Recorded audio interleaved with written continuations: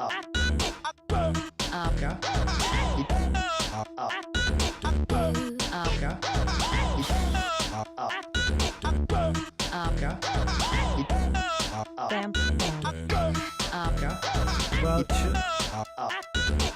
Jeff, Gatinya Kuchi and Dale debate, Misha Brennan, Devenney and Shab. How are you doing this evening, everybody? Welcome to the show. I want to thank, of course, Ivan Borden for the Power Plus, and of course, the legendary Ivan Borden and the legendary Donald Kavanagh as well. He certainly knows his way around this building, and them lovely tones of his with the news there. And to my left, of course, he takes enough risks when he spins those discs.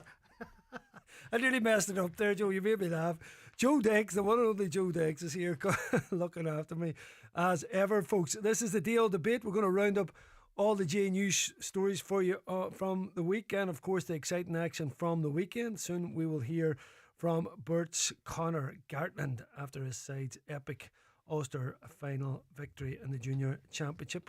He was man of the match, extra time victory from them. We'll also hear from Simon McMenamin, who's the chairman of Setanta, an ex-player, after his sides and Donegal Club Hurling's historic first game in the Senior Hurling Championship there against St John's of Antrim. Michael McMullan will also be on the show. Michael of Gaelic Life. He'll be looking back at all the weekend's action and looking at the manager merry-go-round. Of course, looking ahead to the Ulster Club semi-finals coming up next weekend. Always great to chat to Mal. He was up in Owenbeg as well on Saturday watching Setanta play St John's. Just here locally, the Under-21 Championship, the football championship, the A grade is coming down the tracks. We're at semi-final stage. We had wins at the weekend. Gweedore were beaten by Glenswilly. Niamh Connell defeated St Eunan's. Termon played a Rua in what sounds like one of the games of the year. 3-19 to 4-14. The Termon men coming through after an extra time.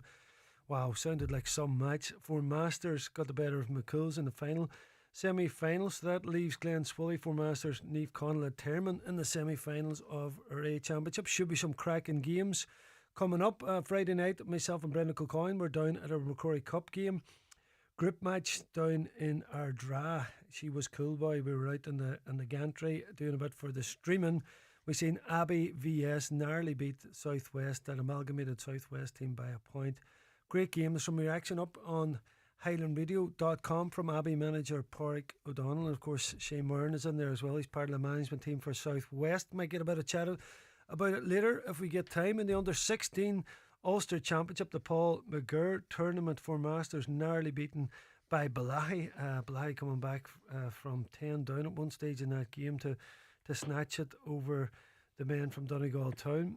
On the Donegal LGFA scene, James Daly has been ratified as the manager again this season. Good luck to James and all his backroom team. Looking into 2026, that's what we're at now. We're at that time of year. It's getting a bit cooler out there. Some people are still going, and one of them is Maxie Kern, our own Maxie Kern, of course, coached many teams here in Donegal, of course, current Downey's manager. He is manager of Moneyglass Ladies, who had a history making Ulster Ladies Senior Championship win over Ergal Kieran, the team that beat our own Glenfin 3-10 to 6 points. Huge victory for them. Well done to Maxie and his team going forward in that competition. But I said from the get-go we're going to speak with Conor Gartland, of course, Donegal and Burt hurling star. Conor, are you there? Yes, Brenton, how's things? Conor, great to see you. Conor, just looking at the headline here, Gartland inspires Burt to Ulster glory. You got to get that one framed. That's one to be kept there. Aye, the old boy kind of slapped it down on the table as he walked into the house there. So, you know what? That's not really what it's about. You know what? It's about the club as a whole. But it's always nice to see something like that about yourself. I know, Conor. Listen, I know the way it is. You listen. You're one of them warrior men that's in there. It's going to be all over the pitch, doing just what comes naturally to you. And then some days you just have one of those games where you inspire. 14 men, Burt as well. Took us a while. They settled a couple of wides early on, but you know, at half time, got in a man down and 4 points down. What was the feeling at half time in the squad and in the dressing room? You know, we didn't panic. To be honest with you, Brent, we didn't panic. We went in and you know we had Ronan sent off quite close to half time, and I mean, you'd know yourself from covering Donegal hurling over the years what a massive player Ronan McDermott is, and in terms of leadership, you wouldn't get much better. And the other thing was he was absolutely flying on the day. The ball was sticking to him, and as you said, we had a few wides at the start, but Ronan got us up and running with a couple of points. So it was kind of hard to lose him. Probably felt like he was a wee bit hard done by, and we'll hopefully maybe get it appealed for the next game. But the important thing is we didn't panic. We went on at half time, had a wee discussion about where we were going to take it from there. But in a way, it's a nice position to be in. I mean, Lavi were going in red hot favourites to the game actually, and at half time we were 4 down, a man down, kind of backs to the wall. You're not expected to do anything, and there's a bit of freedom that comes with that. There's a bit of freedom in terms of what you can do on and off the ball, and look, we went out and give it what we could, and thank God it was enough. Yeah, I like the way you say you had a nice wee chat about it. It sounds kind of almost friendly. There's bound to be a wee bit of chest pumping before you went out, though, right? There's still that, when you've backs the wall. I don't mean this in any way to take away from it, but you can fairly rise a dressing room. Then it's a great place to be, Gunnar, when you have that, because it takes the best out of people. Then I mean, friendly probably wouldn't be honest of a honest of a word. I mean, there was a bit of roaring and shouting, but there was no falling out, no blame or anything like that, and it was all motivational. And I actually said to the boys myself that I genuinely believed we were going to win that game, and I did. I kind of had a good feeling about it at halftime, even though we were behind, because I knew we'd played within ourselves a wee bit, and that kind of sparked us to life. Kind of that halftime talk, as you say, not the friendliest, but it was what we needed, and it went down well. We went out in the second half, and we were like a different team. yeah, listen, when it was set up like that, as you said, underdogs being a man down and 4 points down. Listen, Liam McKinney brought it level to take it into extra time with a free, and then a freaker Gill with a beauty of a winner. If you're going to win it, it's hard to beat winning it with a great score, isn't it? Absolutely. Liam, they take that last free of the game. I mean, that was guts like that. You couldn't put into words how much guts that took to take that final score, and then he was the one who actually got the leveler at extra time before Faker scored the winner. And I mean, what can you say about Faker's point? They come off the bench, and he's only a young man himself as well. I mean, as I say, guts, he could have so easily turned around and fired that off to somebody else, but he kind of says, no, I'm going to have this one. And I mean, unbelievable score it was, and no better man that deserves it more. Yeah, just when you're on about like your assurity at half time there, seeing Liam McKinney stepping over that free, is that the same thing? When you have players in there, do you think, right, this isn't going to phase him. He's going to put this over the bar. Like that counts for a lot. And it's not that, as you were saying there, the team focus is the whole thing. But there's certain players in there then, at different times that they do set the tempo and kind of set it for the other guys. Like the other guys want that, and as you said, having McKinney over that free when the pressure's on there, you need people like that. You knew that wasn't going to phase him. Aye. Me and Liam would be the exact same age now. So from the second I picked up a stick, I was playing alongside Liam, and I mean, I feel like we link up very, very well on the pitch. I think I know what Liam's going to do before Liam knows what he's going to do, which is usually shoot, but he normally scores. So, um, Yeah. I know no better man to be standing over that free, to be honest. I mean, with the way the wind was going on the side of the pitch, it was kind of a tailing out kind of one, so very hard free from the sideline in that area. But there's nobody I would have rather had standing over that ball than Liam. Yeah, and tell me, we're just on Enda McDermott and his backroom team there, but the work that's going on there, bringing the club on, bringing this kind of youngish, young Burt team, another new team through, coming of age in many ways now this last couple of seasons. Yeah, I have nothing but respect for Enda and his backroom team, John, Leo, Fergal. I mean, he nothing but respect for Enda. I mean, he took our hurlers in 2019, I think it was, and we had won the county title in 2018, and we had 13 retirees that year. So I felt like he kind of got a raw deal then. Yeah. And this year he had to take over again, and he took the reins himself. And it kind of looked like a similar thing was happening again whenever the two Kearns did their ACLs and Kieran Brady got injured and then Liam was going to America. I was thinking that this poor man doesn't need this for all the kind of effort he puts in. So, look, I was absolutely delighted for Enda as much as anyone to win that game at the end. Yeah, and tell me, where does the celebration centre? Because a lot of people listening to this look at Burt and think where it's happening. But of course, you've Bajend and the Burnfoot, and it goes on past Burnfoot. There's no row about where that border ends, isn't there? With your Buncrana friends and that. But where was it? Do you go on a few different wee trips here, or where does it all kick off after Conor? The celebrations. Yes.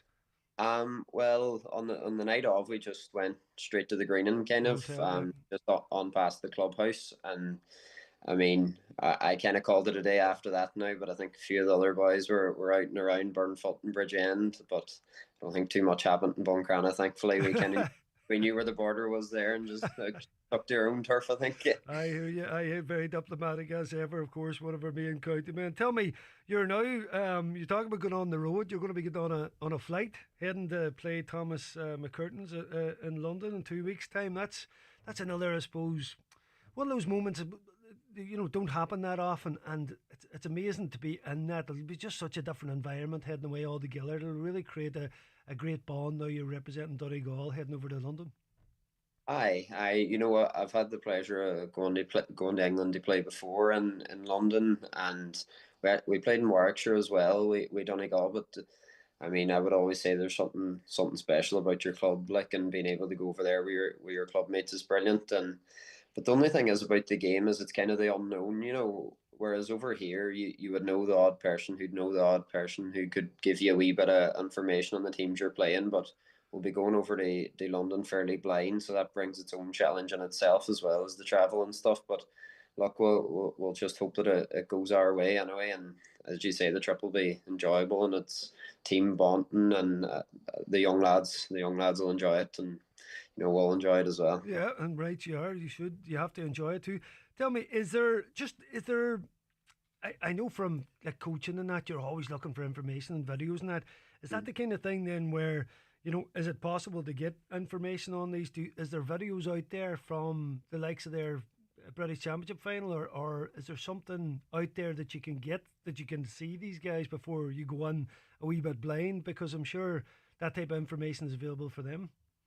I don't know if there's something to be dug up. We'll dig it up, but I'm not sure. Now, I'd normally be fairly good for that. I'd have friends in low places, like I could normally. The diaspora. No, I'm the same.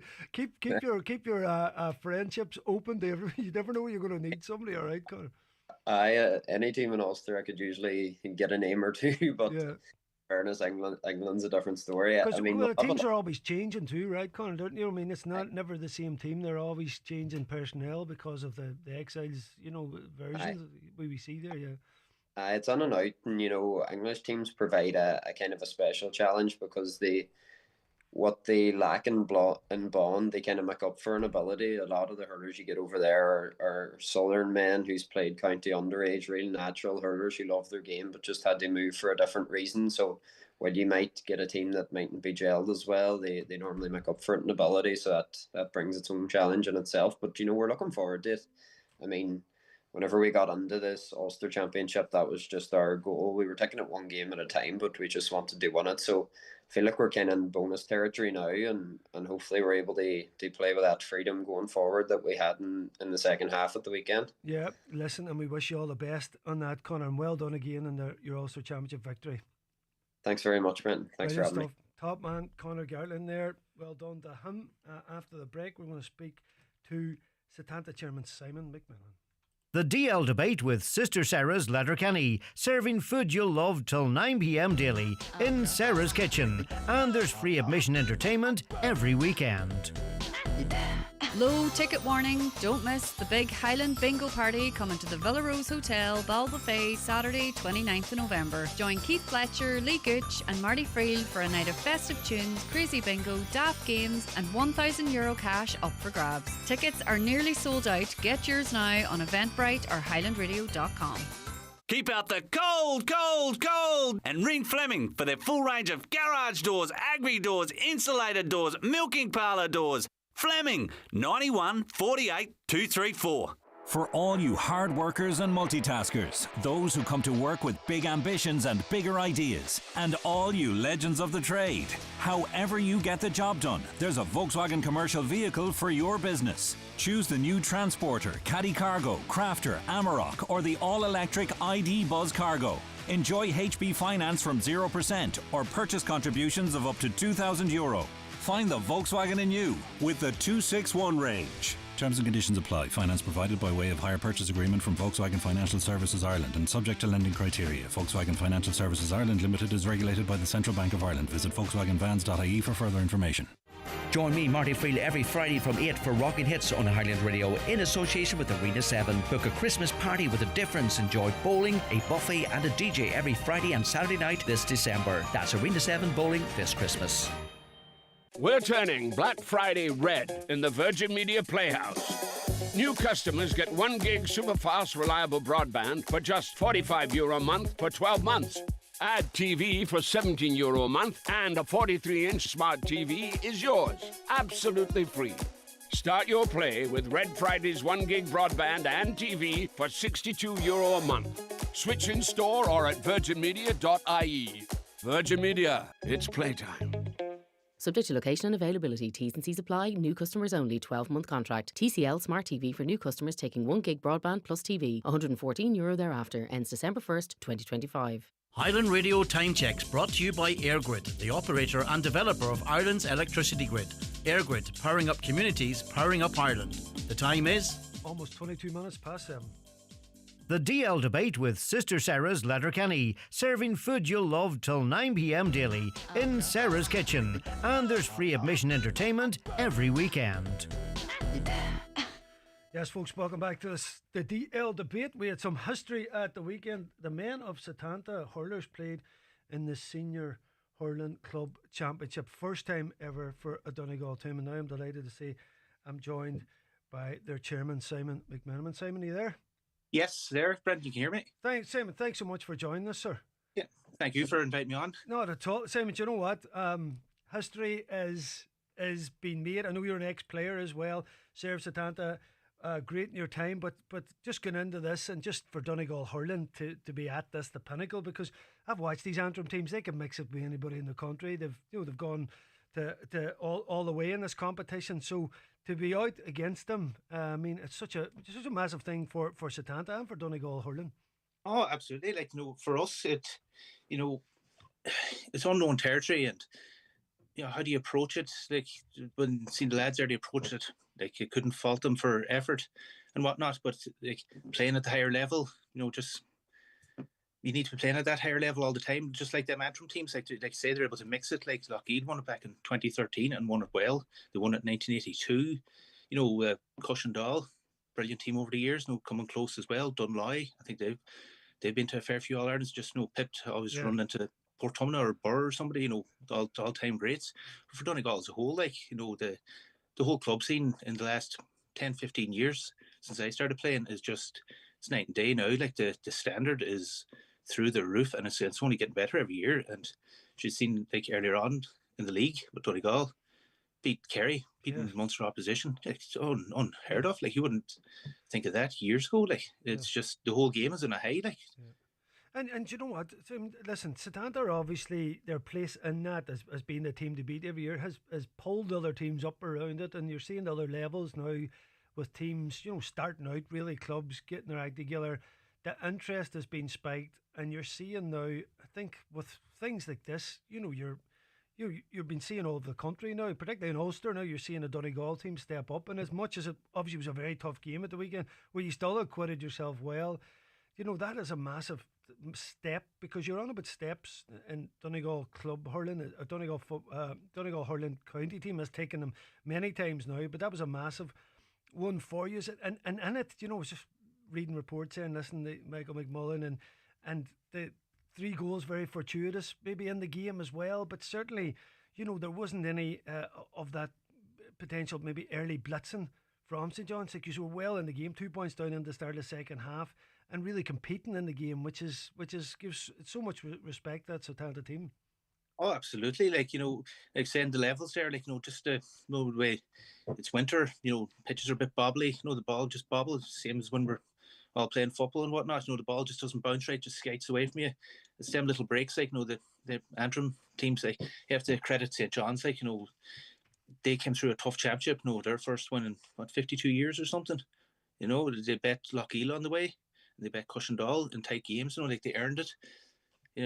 Their standard was, their touch was brilliant, and that was the only real difference. I don't think it was down to fitness or fight or hunger. It's just that wee breaks, they were able to make it happen. And yourself, when stuff's going your way, it's definitely going your way. But I couldn't fault the boys. I couldn't say a bad word about one of them. They saying it's history stuff. First time ever playing at that level, and I think they acquitted themselves really well and whatnot. There was no scoreline at the end says we were beat well, but I don't think it was that margin of victory. They really did turn it on at the end, but the lads kept plugging away and they fought and hassled and harried the whole way.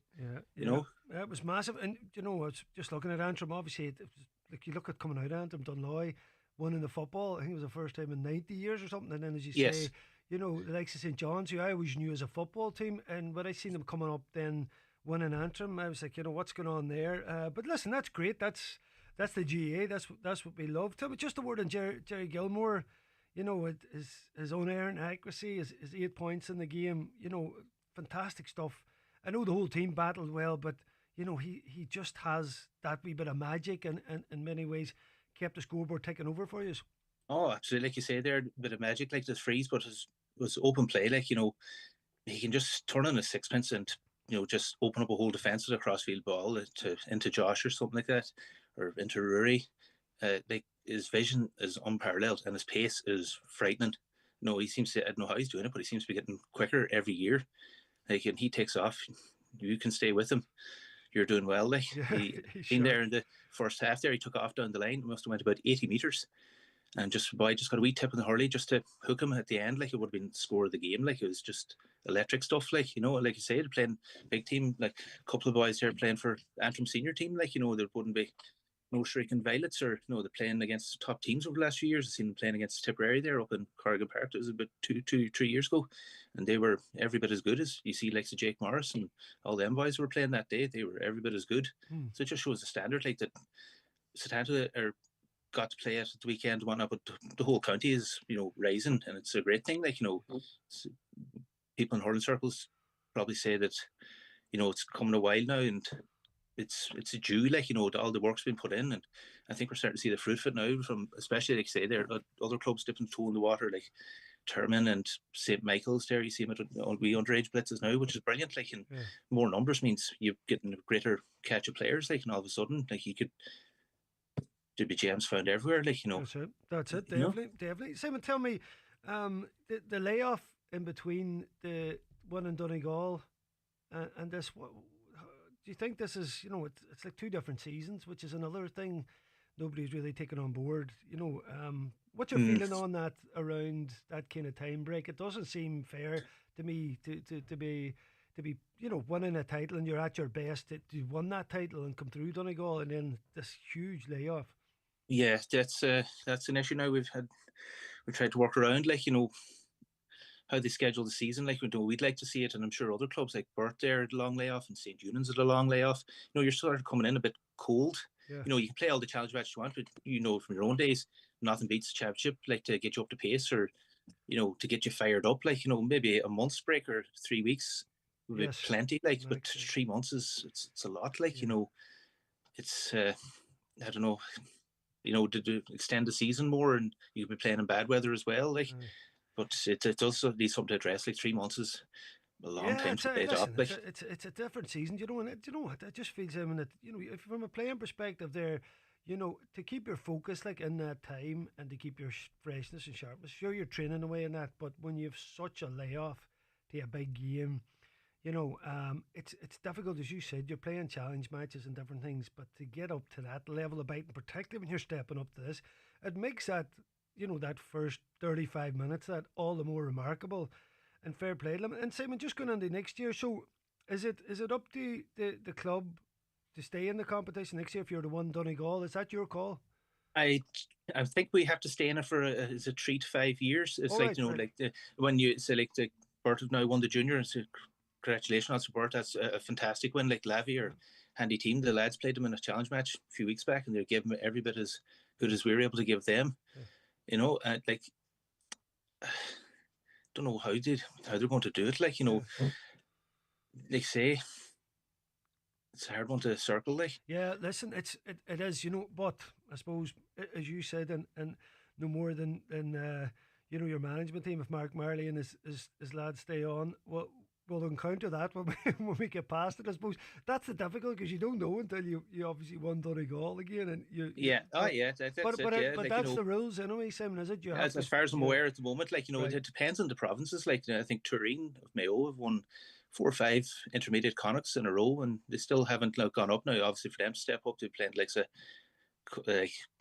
Thomas's and Lochrain. That might be a bit too far. Like, But see automatic in it then. It's Antrim, Derry, Down, and there'll be a new one now next year, because whoever won I assume Carrickmore and Lisbla, they'll be coming up as well, because both them won their games at the weekend. So it means now 5. Was that a hurling thing there the last day in Centre of Excellence, and Kevin Kelly from Ballinasgreen was taking it. He's telling us was it 2006 there was 73 hurling clubs in Ulster. There's 115 now. Right. The game's not just growing across Donegal, and it is starting to take off in this county, but across the whole province, like. Yes. So more teams, more games, more everything. It raises everything, like. Fantastic stuff. And on Mark, is he looking to take again next year, do you think, or are you and him going to have a chat first, or? I hope he does. How could you fault him with everything he's done? Like, like, yourself, you're involved in St. Junans and whatnot, and you see what goes on in the background, that the work that's unseen, like, massive, it is, it's nearly like a full-time job, even at club level now. I don't know how boys do it at county level. Absolutely. It's there for him. Let's just say his first refusal if he wants it. Right. I hope you're listening, Mark. Fair play. Listen, it was an unbelievable season, and I suppose, Simon, I met you a couple of years ago at the dinner dance up in the Villa Rose. Yes. You had a proper star there. I was just there to hand the mic over to Richie Power and a few other of your club legends. But I'll tell you what, we had a brilliant night. I know Cora Staunton's heavily involved there, and I was talking to her about yourself and that as well. But it was a fantastic buzz about it, and great club, great bunch of people. That was one of the best nights. My wife was pregnant at the time. I took my mum along. Yes, of course, from a hurling part of Galway, so she was quite at home in the mix there. But it was a fantastic time. So listen, the club's on the up and up. You must be very proud, obviously, to be chairman there, Sam. Absolutely, yeah. Like, when I stepped into this role, I didn't think it'd be as much in it. Like, it was a real eye opener. But you get into it, you're not going to get absolutely everything right, but you just immerse yourself into it, and all of a sudden, like, stuff does start coming together. Like, our own facilities there are starting to get up to speed with what other clubs have. Because yourself now, the games are going nearly all year round now. There's not just 9 months. Yes. At a time, it's 12 months now. Like tonight, like, with that, you think the season's over in an hour's time, and we're having our AGM up at the clubhouse. Oh, yeah. It never stops. Like, the constant and the planning for next year starts straight away. After a wee break, the lads let the hair down, and the well-deserved break was, well, I'll be back with county teams now, and no time at all. Like, it's just it never ends. Like, don't you forget to get the Santa hat on soon. Then you need a wee break yourself. I appreciate, as a chairman, that can be difficult, Simon, but you're doing great work there. And cheers. Listen, again, Simon, from all Donegal people, all the hurling fans out there, that's massive. Well done to Setanta, your club, and the squad that took the pitch there in that historic first game in Owenbeg at the weekend. Yeah, absolutely. No, pleasure to represent the county at any level. We've done it in the club a few years, like, junior and whatnot, and other clubs are doing it now. Like, this year, 3 teams in it, and they all hurled hard. They're the standards on the up. Like, 5 years ago, we'd only a junior representative. That was it. Now we've senior, intermediate, and junior. The game's on the up, and it's credit to all the clubs involved. Yep, massive stuff. Yeah, and credit to yourself and Setanta. Listen, well done. Yes. Simon, as I say, me and you'll stay in touch, and we'll be talking in the near future, as long as you stay on as well. You see, I should have said that as well. As long as we'll see what kind of reception I get now. I'm going to go up after this. You have to ask somebody else about that. Make sure you've got the go ahead. There's always somebody. she always says, yeah, she's happy to see me go out the door. So whatever that means, like, you know. That's a happy marriage. Simon, Yes. first class, my man. Thanks very much for joining us this evening on the deal. Brendan, again, thanks for having us on. Not at all, my man. Well done. Bye. Have a good Christmas. Cheers, man. Yeah, Simon McMenamin there, chairman of Setanta. After the break, I'm going to speak with the one and only Michael McMullan of the Gaelic Life and a good friend of Highland Radio. The DL debate with Sister Sara's Letterkenny, serving food you'll love till 9 p.m. daily in Sara's kitchen, and there's free admission entertainment every weekend. This Christmas, we're giving you the chance to win big. You could drive away in a brand new Renault Symbios Techno worth over €35,000 with our big car draw. Get your tickets now at highlandradio.com. The winner will be announced live on the 9 till noon show December 23rd. Get in the draw and you could be starting the new year in a brand new car. If you're looking for furniture that turns heads, at Foy's and Ballybuffet in Letterkenny, we're more than a furniture store. We're your style destination. From elegant sofas to eye-catching lighting, luxurious beds to statement wall art, we offer the largest range of quality furniture and home decor in the Northwest. Every piece is selected for quality, comfort and timeless design. Check out our socials for exclusive offers and inspiration. Foy's, where great interiors begin. 'Twas Christmas, and Puss asked his magical mirror on the wall, "Where will I find beauty gifts that top them all?" "Oh, Puss, why in Boots, of course," replied the mirror. Puss found the shelves brimming with magical fragrances, beauty must-haves, and the latest skincare. But oh, what to choose? Well, thanks to a Boots advisor on hand, or Paul, Puss left with the most perfect gifts. Shop in store today or visit boots.ie and gift happily ever after. Boots. Cén fág am rúcht an Vulcan. Ó éfacht ag inscanna ar gana? Cén dóir Austin Crystal? An overíon overwália. Cén cuí ar cohiach an spás? Cad is cúis le tunardí éagsú le fuma? Ó éfacht ag raic na sula ar arm las? Tá páistí lán de cheiste na fisracha. Tug an blast óliaach de ESB atá curtha ar fála an RDS, cuaach de fáistí an óliaach atá taobh hir de cheiste na simplí a isrú. Díra cosú leis na ceiste na seo. Cuir ceist do runga ag esbscienceblast.com. True luxury is best experienced firsthand. So, experience it for yourself today at Lexus Letterkenny. From the thrilling NX to the all-electric RZ, both available with a €2,000 bonus once registered before January 31st. Enjoy everyday extraordinary with the compact LBX or the stylish UX, with flexible payment options available across the range. Luxury begins with L at Lexus Letterkenny Port Road. Lexus. Experience amazing. Terms and conditions apply. The DL debate with Sister Sara's Letterkenny, serving food you'll love till 9 p.m. daily in Sara's kitchen, and there's free admission entertainment every weekend. Yes, folks, welcome back to the DL debate. I'm having a row with my headphones here, but someone who's got a lovely wee set of headphones on here and looking sharp and ready for action. It's the Gaelic Life's Michael McMullan. Mal, what is the crack, my man? Not too bad.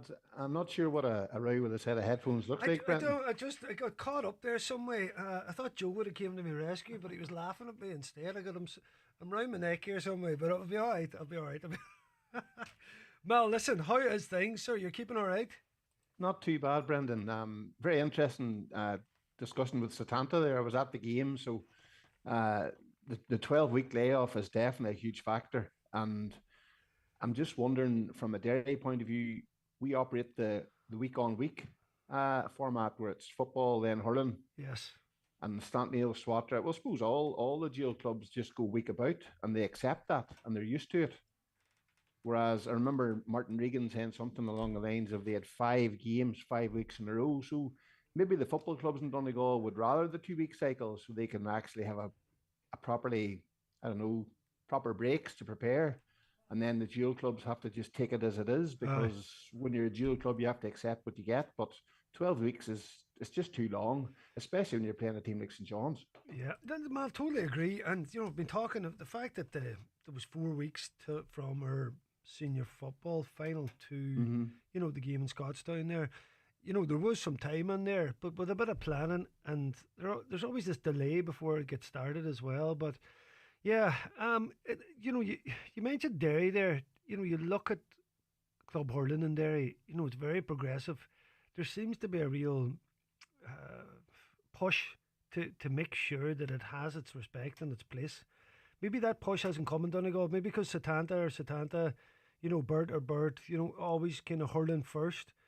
And then you've other teams starting to come up that would be a bit more dual-like units. So maybe it's still seen as separate and they can play it off at a certain time. But if they're really going to, I think, push it on now and want it to represent an Ulster. Now, obviously, Setanta came through and won the intermediate grade anyway, but it just doesn't seem fair from even your mentality of playing a competition to wait 3 months to play a part in the same competition.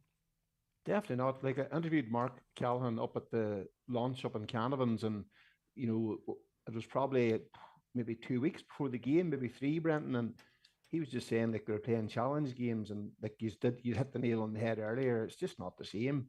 But I definitely do think it's something, and I suppose the situation you have here is that the only people who really have an interest in this debate is the dual club. So maybe they don't have the same voice. I don't know, but I was just using that example of like Naomh Conall having 5 weeks in a row. And then you have Setanta that have 12 weeks for nothing. So would a week-on-week thing not be better? So say, for example, use Niall O'Donnell as an example. He plays hurling, so he could potentially play hurling for Unions 1 week, football the next. And you just do what Brenton Rodgers does. You just balance the training load and it works. Yeah. So, but it's probably down to, I don't know, is it a county board thing? Is it a club thing?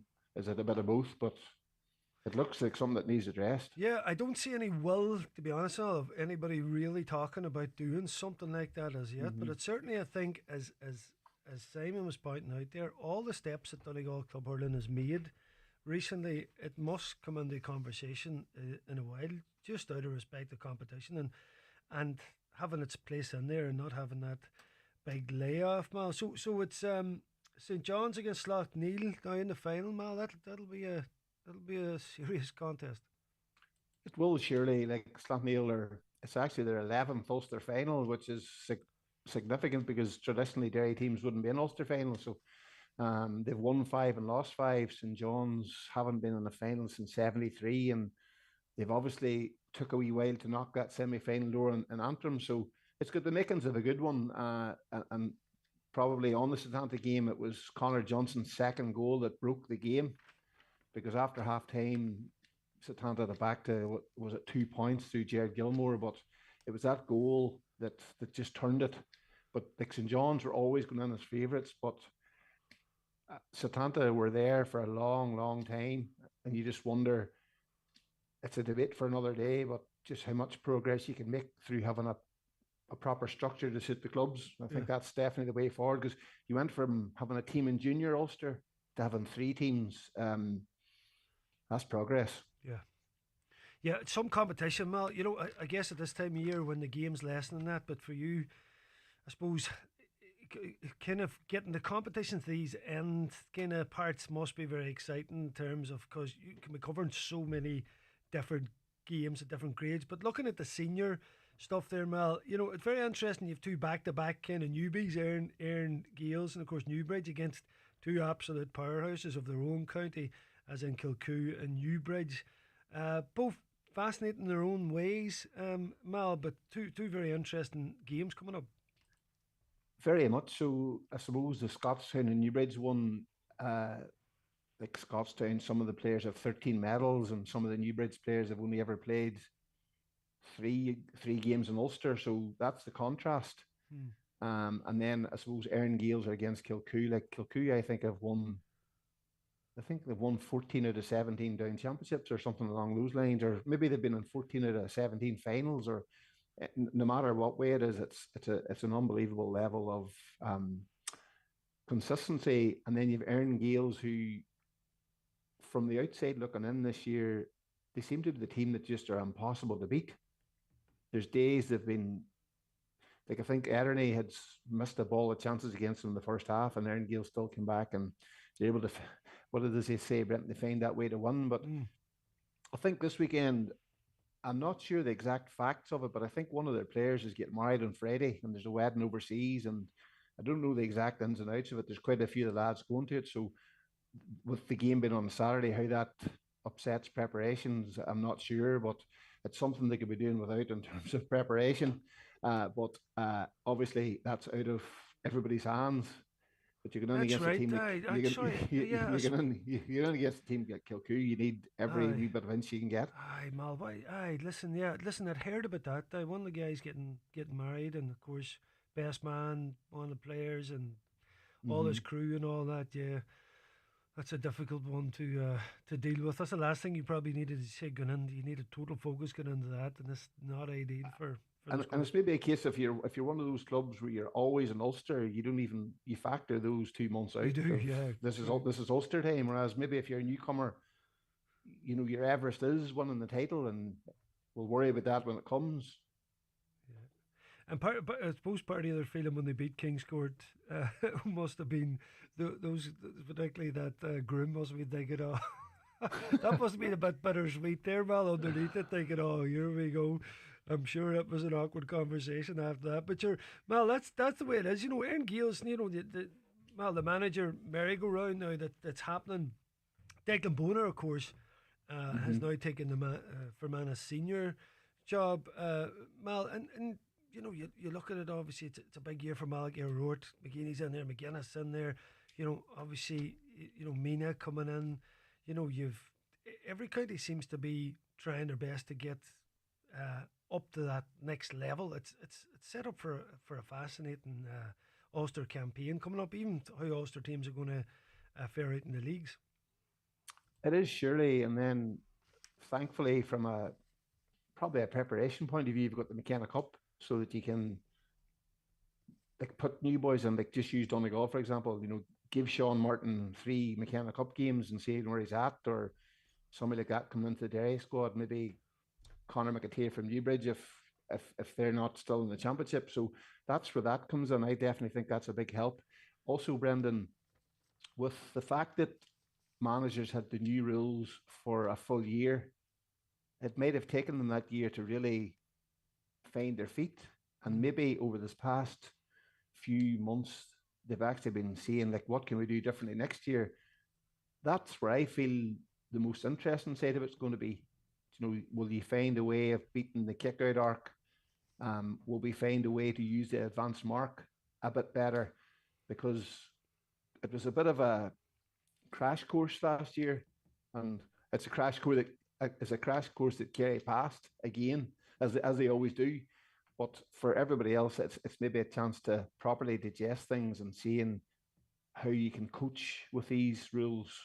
I think that's what most people will be looking forward to. Yeah. Is it too simplistic to say, Mel, that the reason that I think a bit of a blanket defence net came in was teams that were trying to beat teams that's better than them, and trying to make it a bit trench warfare and stick to the plan enough to kind of just get you across the line. The new rules now is saying here, the better players are going to win the match by and large. Now, there's maybe not a lot between a lot of teams, but I suppose it's maybe, is it a sign that Kerry did come through and won it? You'd have to say they are the best team in Ireland as well, and you can no longer shut them down the way you used to. So now the concentration goes back to the skills of the game and the real front foot nature of going after football matches, which can only be exciting, but it certainly does put the ball back in the Kerry courts. And if that Dublin team was still here, they would be a serious animal to work with as well. Very much so. Kerry won that All Ireland. They won the league, but they beat Cork twice, and they beat 3 of the big Ulster dogs in the knockout games, which leaves it an almighty success for them. But I just remember we had a bit of a post-mortem in the Hardcore Hotel residence bar on the Sunday night of the All Ireland final, and the All Ireland final for me was a sort of a landmark moment, I think, because it just lets you see that you cannot try and limit a team like Kerry. Like, say Kerry scored 20 points. I don't think you can base your whole game plan on saying, right, we're going to hold Kerry to 15 next year, because you're not going to. Yeah. I think you have to. I think it comes back even down as far as underage coaching. Like, say you went out next season to take St. Eunan's under 14s, and you're thinking, right, we're going to coach players to score as much as we possibly can, because whenever it gets to the big stage, it's going to be the 3 or 4 best players that are going to decide the game, as opposed to, the 2 or 3 players who are limiting teams. And Kerry have been, Brendan, the benchmark, and they're back again with the new rules, and they are the benchmark again. And that's what I mean. I just feel that you have to actually go and try and increase your scoring average as opposed to decreasing the other team's scoring average. I think that's where it is now. The problem is, if you're a club or your county where you're so far down a different road, it's probably more the fact that under 14, under 16, under 18, and in 5 to 10 years' time, we'll see the benefits. It's too deep to talk about 10-year plans on a Monday night, but you know what I mean? It's nearly like a progressive thing where you have to actually try and beat Kerry at their own game. Kieran Meena might be listening, Mal, and he'll get you in for a 10-year plan. Hey, the Derry takeover, we're all looking over his shoulders here. Just on that, Mal. We're trying to win games. We're not trying to get a 10-year plan in.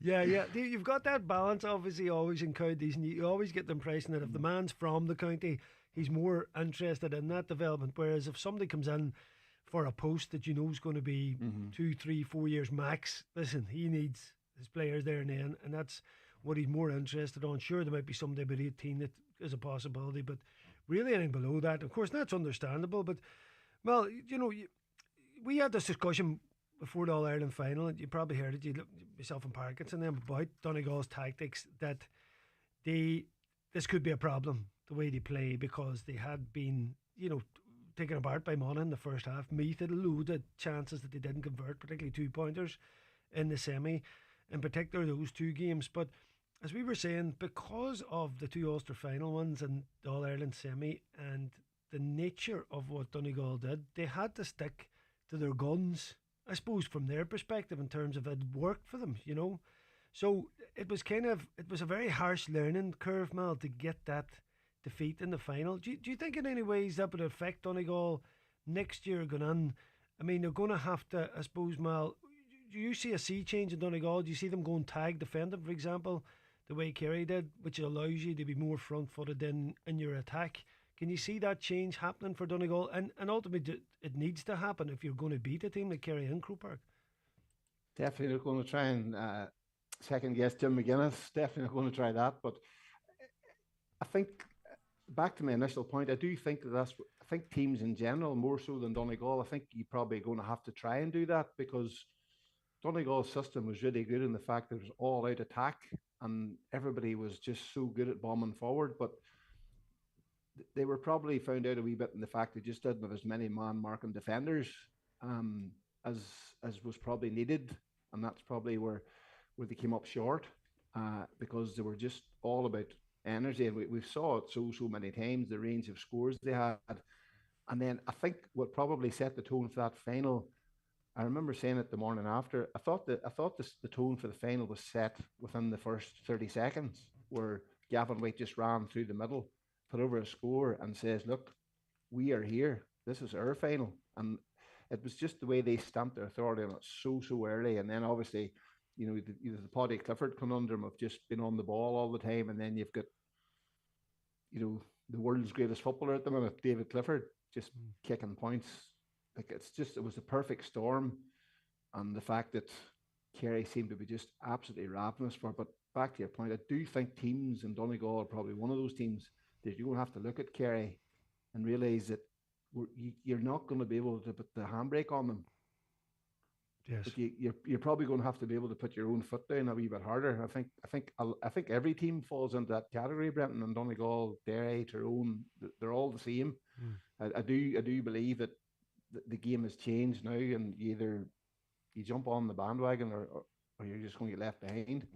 It's certainly it's back to that arms race. It's no longer about all out defence. It's all out attack within reason. I think man for man defending is something that people are going to have to work on big time. It's going to bring that back, though. Yeah, it is the Shamrock Lockharts and the Did you have to mention his name? Always. but in all seriousness, I think the way the game has gone now, I would be very surprised if there's not a management team somewhere that doesn't phone a Sean Marty Lockhart. But I just know him because I know him personally. I did an article with him in my book, and he speaks about the level of detail that goes into man marking players. So people like that, I think, are gold dust, where they go into an inter-county setup and they teach a defender how to defend. And if you have a defender who's a a 6 out of 10 as a defender. Can you make him an 8 out of 10 by the end of the year?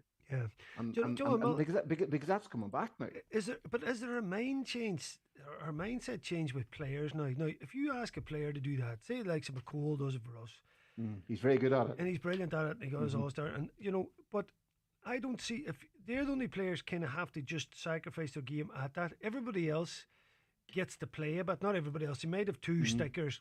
The other one will rotate a bit if you like. But say you'll need at least one, definite one, and another one, right? By and large, a lot of teams will have two. Definitely. I think you need three. Three, yeah. And just quite often the way the attacks end up, though, and with the opposition, you'll tend to have two maybe very dangerous forwards. That's and there tends to be one that'll pull a wee bit out. But yeah, listen, you're going to have three in there, right? But their 3 games, I think, then are so limited compared to everybody else's, kind of in terms of the action. Take in terms of getting out and get up the pitch and being involved in the attack. Now I know they can interchange in that, and the likes of our own Finn Barroti does it brilliantly, but he wouldn't be seen as what you call a man-man marker. Now he has certain styles, and he's obviously he's maturing in that. But you if you look at the likes of McCall, you'll not see him benching forward. He tends to get the job of danger man. You stay on him. And it's a very disciplined type game, Mal. Do you know what I mean? Where there seem to be there seem to be a lot of those guys years ago were there. Everybody had them. Clubs and counties had guys that were willing, boom, to do that. It's as if now everybody's got has this other side of their game with their attack element as well, and there's a bit probably more fun in that, obviously. So you don't have that many boys with that mindset, anymore. Whether you can coach them or make them is another thing, But that is the crux of the problem, because it wasn't worked on.